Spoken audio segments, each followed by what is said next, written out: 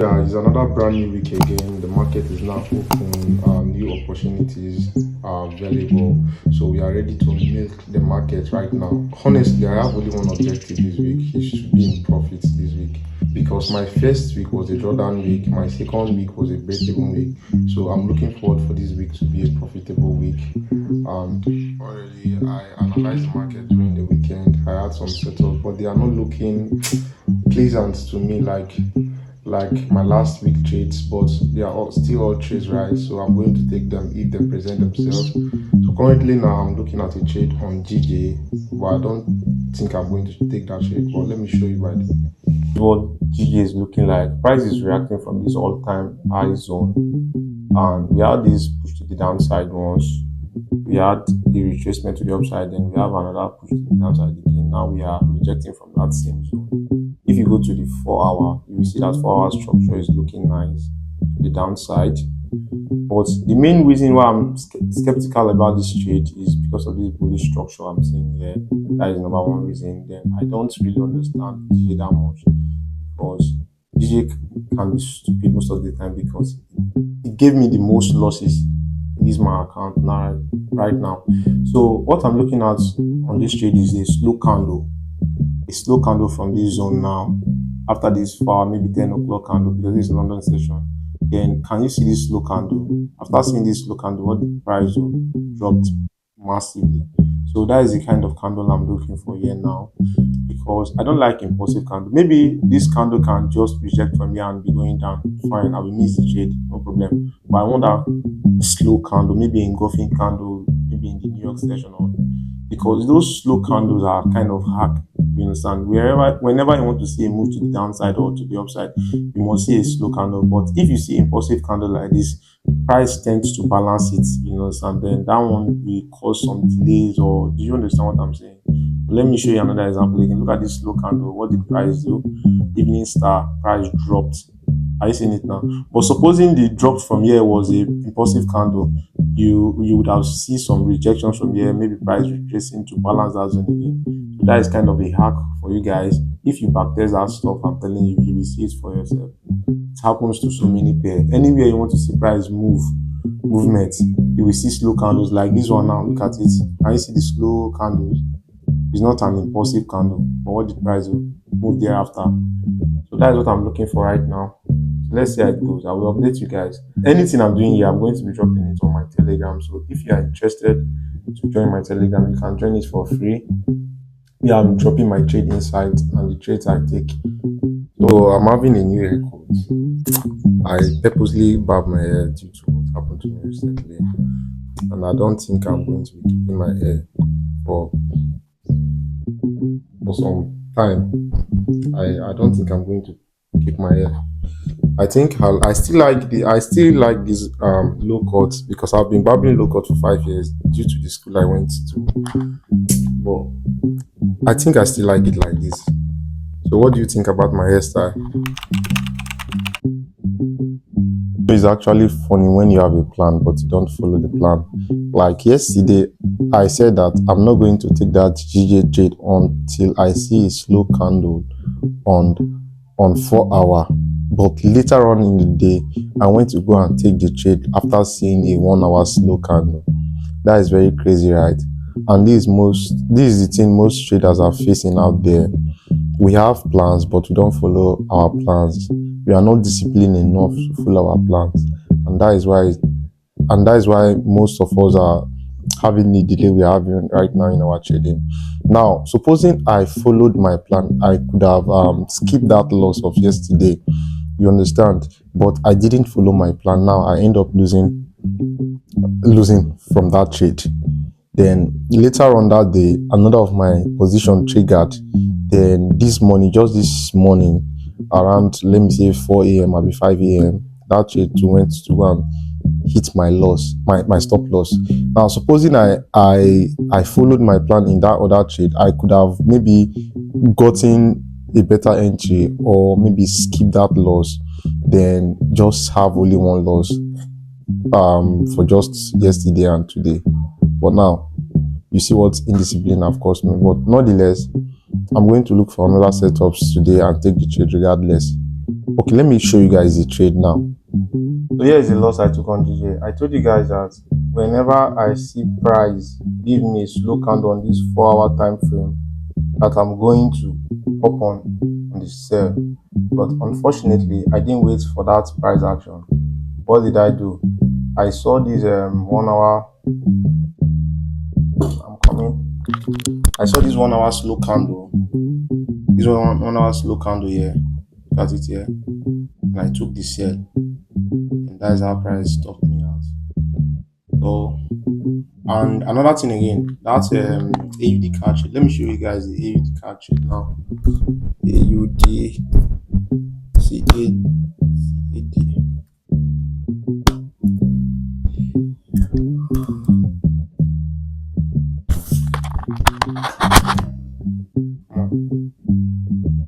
Okay, look at the AUD catch trade. That trade was looking so amazing. I'm not gonna lie.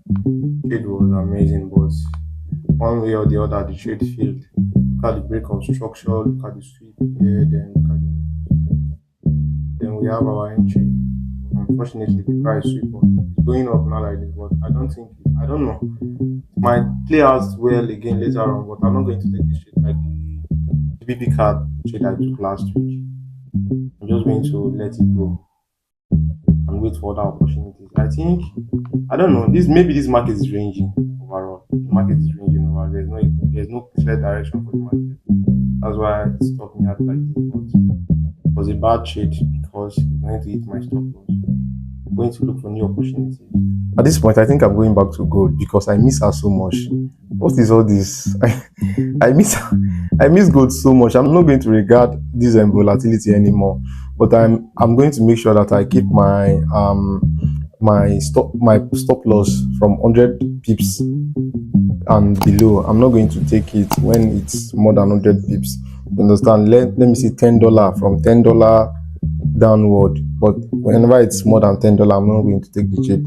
I will start to analyze gold. I miss her because if it was gold, I would have been comfortable with all these losses because this pair now is not going to give me another opportunity to enter again. I'm going to wait for other extra weeks or look for another setup in another pair. But gold, you can take the loss on that pair. You can still have that win again on that same pair. So I think I'm going back to my gold. I miss her. She's my baby. Gold is my baby. Okay, we are putting gold back again to the game.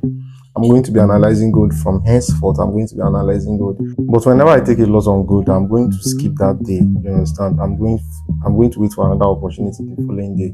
That's what I'm going to do because I miss gold, honestly. I'm not gonna lie. I miss gold. And I'm going to be trading gold now. I'm not scared again. I'm not scared. I'm going to be trading gold. Because what is all this? I'm going to trade gold. I'm supposed to be rejoicing today, but Euro USD is messing with me right now. Like I told you guys before, that I'm going to be analyzing gold. Like gold is my baby as usual now. Now, did you know what gold did yesterday? Gave me a very good solid buy setup, and I took it. That drawdown I was on those two other pairs. Now I'm back to like $11 in profit thereabout. So yesterday I saw another setup on Euro USD. Now that setup is messing with me right now. So that setup is like it's most likely going to take all my profits I've already made, or maybe it might reverse to my favor again. Then I will make huge profit for the week. So let me show you guys the trades. So here is a quick breakdown of the trade. This is a breakout block from the higher time frame after gold reacting from this other breakout block here. So we had this break here, then we tapped this breakout block. Then did you know what price? I dropped this setup on my Telegram channel that whenever I see a shift in this place, that is when I'm most likely interested to buy. But that shift never happened yet. But now price tapped this other zone because I already mapped out this zone. In case this zone failed, then this zone is the next zone for buy. Then what did price do? Price tapped the zone. Then price gave us this shift in market structure. Are you seeing these shifts now? Then I continue the buy from here. Let me show you guys. I think it was even before that shift itself. It was even before that shift because of the price has already given us the bullish behavior. Look at it from here. Look at the bullish behavior from here. Look at the bullish behavior. So I hope you people should take advantage of this thing. This I call it the cross setup on gold. I call it the cross setup. This setup is very, very powerful. Whenever gold is giving you a momentum like this, then at the end is mitigating the following candles like this, like this. Just know that that zone is a very strong zone for continuation. So that is the advantage I took on this trade. You understand? I understand this price action, and I took that as an advantage to milk the market. Then now today, okay, today I was still waiting for market to come to this zone for my buy before, but market didn't tap me in for one reason or the other, because already the market is forming this support zone to break all these demand zone. I already know that, but price didn't tap me in. It went to my favor, so I missed that trade. And as for the Euro USD trade that is messing with me, look at it now. Very fine setup, very fine buy setup. We had this sweep to the downside. Then we have the break of structure. We have the liquidity. That is how we enter the trade from this zone.